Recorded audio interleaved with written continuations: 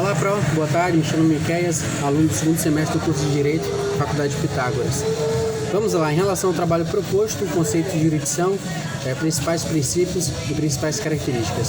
O conceito de jurisdição, temos aí no ramo do direito diversos conceitos, dentre eles, jurisdição, ele significa dizer o direito, então, em regra, quem diz o direito é o juiz personificado do Estado, tá? Mas é um conceito bem específico do amiguíssimo do professor Pablo Estorzi, que é o Fred Didier, um conceito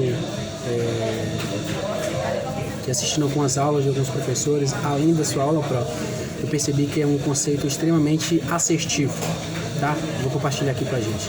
Jurisdição é a função atribuída a terceiro imparcial, que nesse caso é alguém que não está em nenhuma das partes, para que realize o direito de maneira imperativa, né, ou coercitiva, criativa, reconhecendo, protegendo e efetivando situações jurídicas concretamente deduzidas através de decisão insuscetível, ou seja, não sujeito de controle externo, com a aptidão de tornar-se indiscutível. Então esse é um dos excelentes conceitos aí que nós achamos na doutrina, com esse teórico aí fantástico que é o Fred Didier, amiguíssimo do professor Pablo Estorzi, outro grande monstro no direito processual civil e no direito civil. Então, sigamos em relação aos princípios. Pesquisando sobre os princípios, além do que foi exposto em sala, eu aprendi um mnemônico extremamente útil para o mundo dos concursos, que é algo aí que certamente a grande maioria dos meus colegas, ou até eu, a longo prazo, ou a médio prazo, vai ser muito útil para a seara dos concursos públicos. Então, o macete é 5I TJ. Então, é um macete onde a gente consegue memorizar os princípios da jurisdição. É I5TJ. I5, cada um dos 5 princípios começa com a letra I, e TJ, que são os dois últimos aí, né? Como a gente sabe. Então, vou estar citando cada um deles já na segunda parte do vídeo. Vamos lá, dando continuidade ao nosso vídeo, que tem como tema aí tema central a jurisdição. Jurisdição, como foi dito, é o poder dever de dizer o direito, que nesse caso se limita ao Estado através do juiz de direito, ok? Então, em relação aos principais princípios, nós temos aí o mnemônico que foi dito anteriormente, que é o I5TJ. Então, para uma imensidão de informações que são cobradas de editais de concurso, que não é o tema do nosso trabalho, você ter macetes ou mnemônicos como esse acaba ajudando a gente a memorizar esse assunto. Então, vamos aos princípios. Indelegabilidade.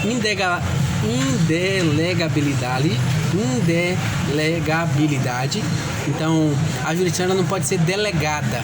A jurisdição como decisão é indelegável. No entanto, funções de instrução, direção de processo e execução podem ser delegadas. Então, essa função cabe apenas ao Estado através de juiz. O juiz não pode delegar a função jurisdicional. Inércia, então, é algo aí bem elementar na seara do direito civil, direito processual civil, que é nenhum juiz atua sem ser inicialmente provocado. Então, a jurisdição, esse princípio, na verdade, a jurisdição é o princípio da inércia. Então, para você precisa provocar, né, o Estado para você conseguir ganhar uma causa. Então, nenhum juiz atua sem ser inicialmente provocado. Continuando, os principais princípios da jurisdição. É importante a gente ter claro, eu acabei me passando aí, que princípios são fundamentos. É aquilo que sustenta uma área, é o basilar. Então, os princípios têm uma função orientadora e limitada para a prática do direito. Nesse sentido, os principais princípios da jurisdição são I5TJ, que é a indelegabilidade. Então, a função jurisdicional não pode ser delegada a outro poder de modo algum, salvo exceções, que é o caso aí, o presidente da República, né, quando ele comete o crime que me fugiu a memória aqui, foi o caso da nossa antiga presidenta Dilma Rousseff, que quem julga, né, quem diz o direito é o Senado, mas é uma exceção à regra. E o direito, como a gente sabe, ele é cheio de exceções. Tem regra e muitas exceções. Então, continuando, outro princípio aí não menos importante é o princípio da inércia.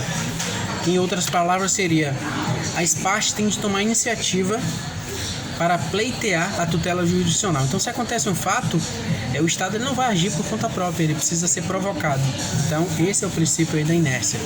Então, ele precisa ser provocado. Nós precisamos ir até determinado poder, pleitear um direito que acho que tem. Então, o princípio da inafastabilidade ou indeclinabilidade, segundo o qual a todos é possibilitado. Princípio da inafastabilidade ou indeclinabilidade, segundo o qual todos é possibilitado o acesso ao judiciário em busca da solução de suas situações litigiosas de conflito. Isso aí a gente tem amparo no artigo 5º da Constituição, que eu não me recordo agora, mas é o artigo 5º, inciso 35. Princípio da inevitabilidade. Significa que a autoridade dos órgãos jurisdicionais, sendo emanada do próprio poder estatal soberano, impõe por si mesmas, e aqui, em outras palavras, é coerção, independente da vontade das partes ou de eventual pacto para aceitar os resultados do processo, tá? Então, esse é um princípio aí muito importante também da jurisdição. Temos aí o princípio da investidura. Então, só exerce a jurisdição quem tem competência. A jurisdição somente é exercida por quem tem sido regularmente e legitimamente investido na autoridade de juiz, em regra através de concurso público anexado. Então, com certeza, seria muita audácia, mas eu preciso ser audacioso. A senhora vai me ouvir falar sobre mim ainda. Juiz de Direito, doutor Miquéias Gomes Souza. É princípio da aderência ao território. Os magistrados, eles somente têm poder jurisdicional dentro dos seus limites. Se um juiz é juiz aqui no estado da Bahia, ele não vai ser juiz no estado de Pernambuco. Então, há limites aí. Há o princípio da aderência ao território. Os magistrados somente têm autoridade nos limites territoriais dos seus estados. Princípio do juiz natural. Assegura que ninguém pode ser privado do julgamento por juiz independente e imparcial, indicado por normas constitucionais e legais, proibido ao juiz do Tribunal de Seção. Também é uma previsão aí que está no nosso queridíssimo artigo 5º, que é um clássico aí da nossa Constituição, artigo 5º. Então, em resumo, eu já compartilhei minutos atrás, foi esse mnemônico aí fantástico que vai me ajudar a longo prazo na busca de informações sobre o tema proposto no trabalho. Eu consegui aí ver diversas versões do mesmo assunto e essa versão, através do mnemônico, foi fantástica, me ajudou muito a assimilar aí cada princípio da jurisdição. Então, dando continuidade, as principais características da jurisdição são substitutividade, a unidade e a imparcialidade. Então, substitutividade. O juiz, ao decidir, substitui a vontade dos conflitantes pela a dele. Então, o juiz personificado do Estado, que é quem pode dizer o direito, a jurisdição, vai dizer o direito. Ele vai substituir a vontade dos terceiros, ou melhor, de quem busca a causa e da outra parte, e ele vai julgar segundo os princípios aí do direito. O juiz, ao decidir, substitui a vontade dos conflitos pela dele. Isso é uma fala do teórico aí, Chauvenda. Então, outra característica importante da jurisdição é a unidade. A jurisdição é una, mas o poder pode ser dividido em pedaços que recebem nome de competência. Imparcialidade da jurisdição. Então, em outras palavras, é dizer que o terceiro que é estranho ao conflito não pode ser interessado no processo. Então, um juiz que vai dizer o direito, ele jamais pode dizer esse direito se ele tem algum tipo de vínculo com as partes envolvidas na lide. Então, é outro princípio, outra característica importantíssima da jurisdição, que nós temos aí amparo no nosso Código de Processo Civil. Dando continuidade, ação. O que é ação? É o direito subjetivo de demandar, de ingressar em juízo para obter do Poder Judiciário uma solução para toda e qualquer pretensão ou conflito. Em sentido mais estrito, é a ação pelo qual se obtém uma resposta de mérito e, para tanto, depende do preenchimento de certos requisitos.